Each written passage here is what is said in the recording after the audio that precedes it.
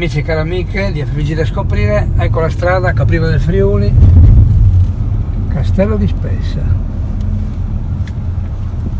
Vediamo di qua, il golf, Wine Resort,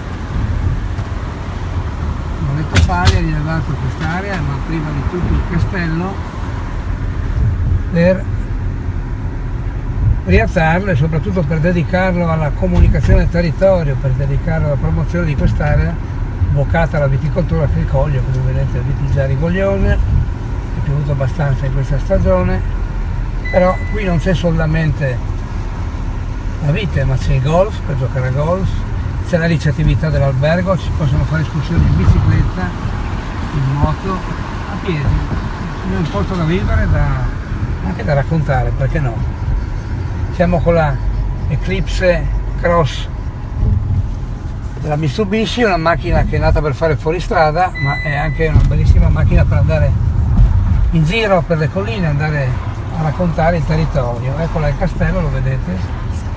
Ci avviciniamo e andiamo alla serata della Via dei Sapori. Tutto questo è la Via dei Sapori, una strada ideale, o meglio un cammino a tappe, una sessantina per la precisione, che sono rappresentate da uno o più piatti, uno o più vini, uno o più prodotti delle aziende e dei ristoranti di pregio del nostro territorio, riuniti in un consorzio che si chiama la Via dei Sapori, ideato da Walter Filipputti, uno dei maestri della comunicazione enogastronomica e agroalimentare che proprio il Friuli Venezia Giulia ha generato. L'abbiamo incontrato nell'edizione del Castello di Spessa di Capriva, La Via dei Sapori.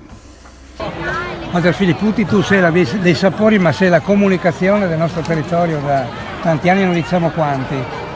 Meglio di no. Cos'è importante per te raccontare del nostro Friuli Venezia Giulia enogastronomico in questo momento? Raccontare perché noi siamo tanto bravi, però siamo molto meno bravi a raccontare. Raccontare vuol dire portare gli uomini che producono e far loro spiegare le loro storie, i loro prodotti, perché i prodotti, dietro ai prodotti c'è la gente, dietro ai prodotti ci sono le idee, c'è il cuore, c'è il territorio. Se non mettiamo in connessione tutti questi aspetti non ce la facciamo, non facciamo la differenza. So che è una storia lunga, un racconto abbastanza articolato, ma come è nata questa idea di mettere insieme le eccellenze? L'idea è nata da un gruppo visionario di ristoratori friulani, i quali hanno deciso che a un certo punto bisognava mettere le mani nelle proprie tasche, fare qualcosa in primis senza chiedere alla politica, agli altri, perché il cittadino deve cominciare a dimostrare se stesso che può fare le cose e fare progetti, unirsi e poi cominciare a parlarne. È andata e sta andando avanti così. Quindi Castello di Spessa, poi? Ma no, prima è Castello di Spessa, adesso prima abbiamo fatto a Merlana, Grado lo faremo in 2 volte perché vogliamo che diventi un salotto, meno gente, con più tranquillità, e poi faremo il 6 di ottobre, un sabato a mezzogiorno, a fine vendemmia, a Vistorta, nella stupenda villa Brandolini d'Adda, che ha delle barchesse settecentesche stupende, e lì concluderemo, diciamo, l'annata. Quindi il segreto è comunicare il territorio, e si è un po' dimenticato, ha perso questo percorso nel tempo. Comunicare il territorio, ma siamo andati un po' di comunicare il territorio attraverso gente valida, brava. La qualità è una condizione necessaria ma non più sufficiente. Bisogna che attorno alla vicina qualità mettiamo questi aspetti immateriali che non pesiamo, non misuriamo, che sono comunicazione, savoir-faire, accoglienza, capire che il turismo è anche fatto del nostro lavoro, capire che c'è un territorio da vendere, tra virgolette. Tutti questi aspetti dobbiamo fare e abbiamo il dovere di farli per la nostra terra. Perfetto, grazie. Adesso andiamo via per i sapori. Via per i sapori. No.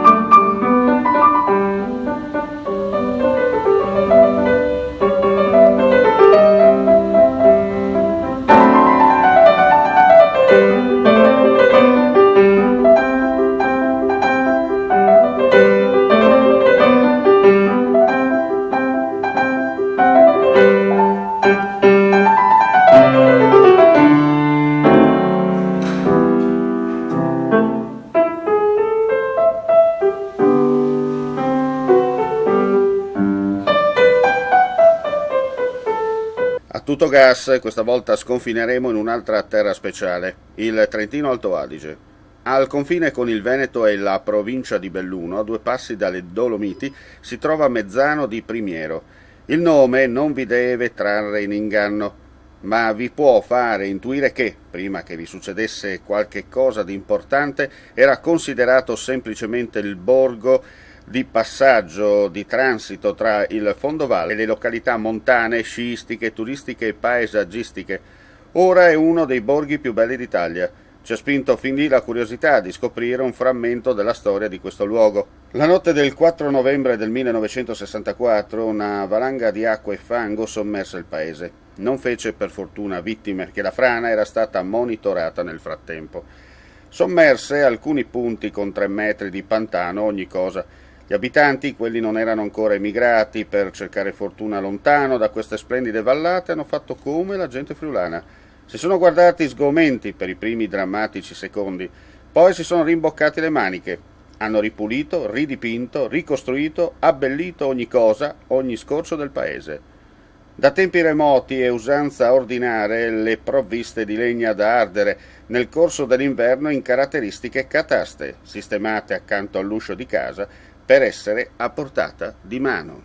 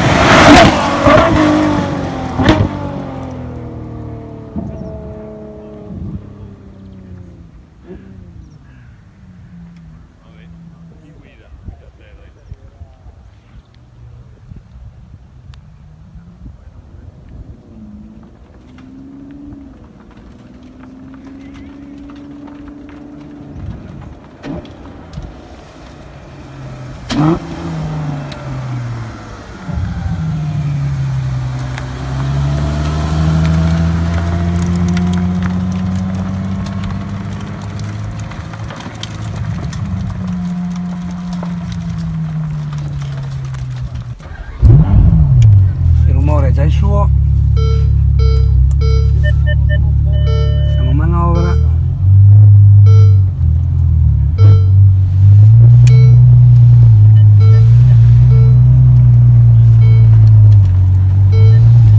siamo nelle piste di Risano, qua costruiscono dei bellissimi ultraleggeri, un posto che si presta è molto adatto per fare delle prove di vetture. Infatti stanno facendo dei test per un'auto prototipo che il mio amico Ramon Gazzero utilizzerà sulla Cividale Castelmonte. Marcia avanti, 1, e adesso direi che lasciamo fare parlare la macchina, non ne pare.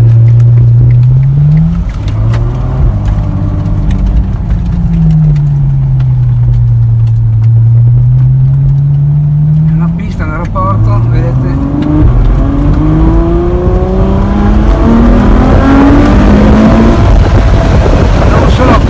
Anche quindi da scoprire ogni tanto prove delle supercar, macchina accelerazione pazzesca, fa 0-100 in x secondi, probabilmente come una Formula 1, molto veloce.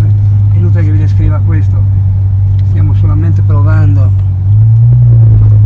le sue prestazioni, pian piano, perché basta, non vogliamo avere difficoltà. È messo sul mercato, il prezzo è 390.000 euro.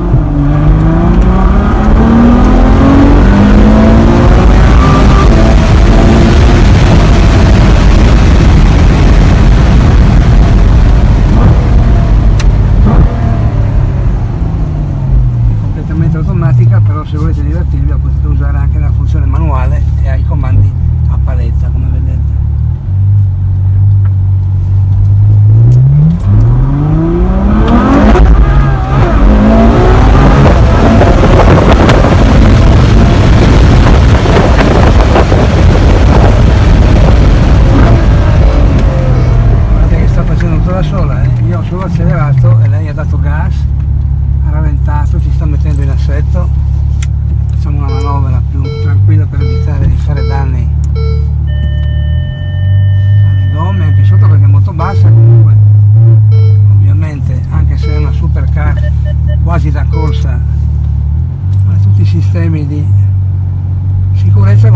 simpatica telecamera con la quale riuscite anche a vedere dietro, ma probabilmente vedreste molto piccola il muro delle vetture che vi volevano seguire. Una prova fantastica e che dire.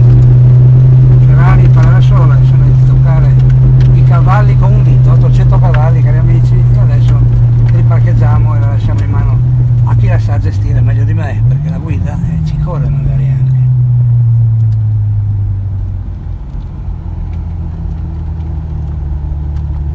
Termina qui la tappa di FVG da scoprire. Non resta che ringraziarvi per la visione e l'ascolto e darvi appuntamento alla prossima puntata.